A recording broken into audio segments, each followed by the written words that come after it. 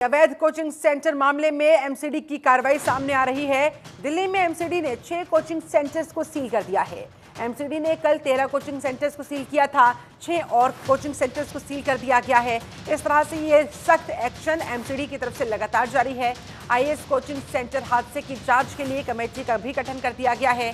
गृह मंत्रालय ने भी इस मामले में जांच के लिए कमेटी गठित कर दी है और अब इस कमेटी को 30 दिनों के अंदर अंदर अपनी जांच रिपोर्ट तैयार करनी होगी। अपनी जांच रिपोर्ट गृह मंत्रालय को सौंपनी होगी। 30 दिन का उन्हें समय दिया गया है जांच करने के लिए, जांच को पूरी करने के लिए। कहां क्या लापरवाही बरती गई, किस वजह से 3 बच्चों की जान गई, इस कमेटी को ये जिम्मेदारी दी गई है कि 30 दिनों के अंदर इस मामले की गहनता से जान की जो कीमत थी वो शायद यही थी। लिविंग लाइक इंसेक्ट्स जो है वो बहुत सही एस्पिरेंट ने लिखा है, because yes we are living like an insects and there is no value, there is no worth attached to our lives and we can get electrocuted like a mosquito. जब हम लोग किसी भी रेस्टोरेंट में जाते हैं, बड़ी बड़ी मशीनें लगती है कि मस्किटोज और मक्खियां जो है उस पर चिपक के मर जाए, उस तरीके से हमारे साथी जो है अपनी जान गंवा रहे हैं। उस तरीके से वो जो है डूब कर अपनी जान गंवा रहे हैं। इस तरीके की जो मृत्यु है वो तो किसी को नहीं मिलनी चाहिए जैसे हमारे एस्पिरेंट्स को मिली है।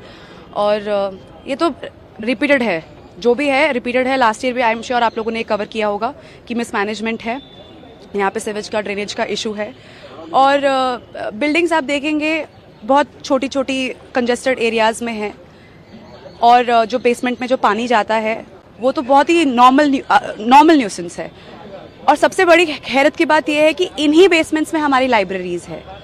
तो यहाँ पे सिर्फ और सिर्फ ये बड़ा कोचिंग सेंटर ही नहीं है यहाँ पर जिम्मेदार, ऐसी ना होनी तो जो है वो छोटे बेसमेंट के लाइब्रेरीज है उनमें भी हो सकती है। बट हाँ, किसी कारणवश शायद यहाँ पर जो है ये जो भारी मात्रा में जो हम लोगों को नुकसान झेलना पड़ा है हमारे साथियों का, वो बच सकता था अगर ये इंस्टीट्यूट जो है हमारी लाइफ को थोड़ा सा वैल्यू दे देता। Thank you. नमित त्यागी मेरे साथ संवाददाता ज्यादा जानकारी के साथ फोन लाइन पर जुड़ गए हैं। नमित, एक्शन लगातार जारी है, कमेटी का गठन कर दिया गया है, 30 दिनों के अंदर कमेटी को अपनी जांच रिपोर्ट गृह मंत्रालय को सौंपनी होगी, और क्या जानकारी? देखिए, बिल्कुल जिस तरीके से जो और राजेंद्र नगर में बेसमेंट पे पानी भरा, वो घटना लगातार बढ़ती जा रही है क्योंकि 3 छात्रों की जान गई है।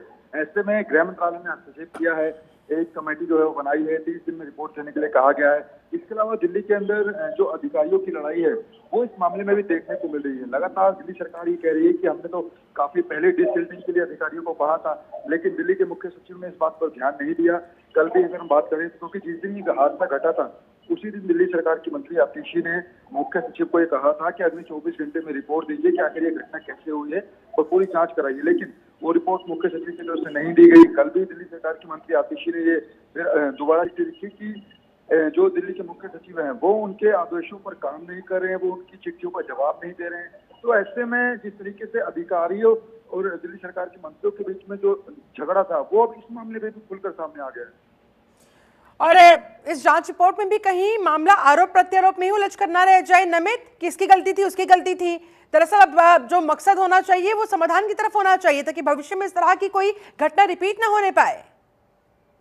अगर अभी तक इस पूरे मामले की बात करें तो एमसीडी की तरफ से तो एक्शन जरूर देखा गया है, वो चलाया गया है। कल हमने देखा कि जो वहां पर कोचिंग सेंटर बने हुए हैं उनके बाहर जो ड्रेनेज के ऊपर अतिक्रमण किया होता है, यानी कि जो नाले होते हैं उनके ऊपर कोचिंग सेंटर ने अतिक्रमण किया हुआ था, पूरे तरीके से उस पर बुलडोजर चलाया गया। इसके अलावा कल भी अगर बात करें तो जो सीलिंग का काम था एमसीडी की तरफ से वो लगातार जारी था। मुखर्जी नगर हो, नेहरू विहार हो, यहाँ पर 10 से ज्यादा कोचिंग सेंटरों को सील किया गया। तो एमसीडी तो एक्शन में नजर आ रहा है, लेकिन सवाल ये है कि क्या आने वाले समय में इस तरीके की घटनाएं रुकेंगी या नहीं, क्योंकि ये केवल एक जगह का मामला नहीं है। दिल्ली के अंदर कई ऐसे एजुकेशन हब है जहाँ पर इसी तरीके से बेसमेंट में इलीगल जो कोचिंग सेंटर हैं वो चल रहे हैं।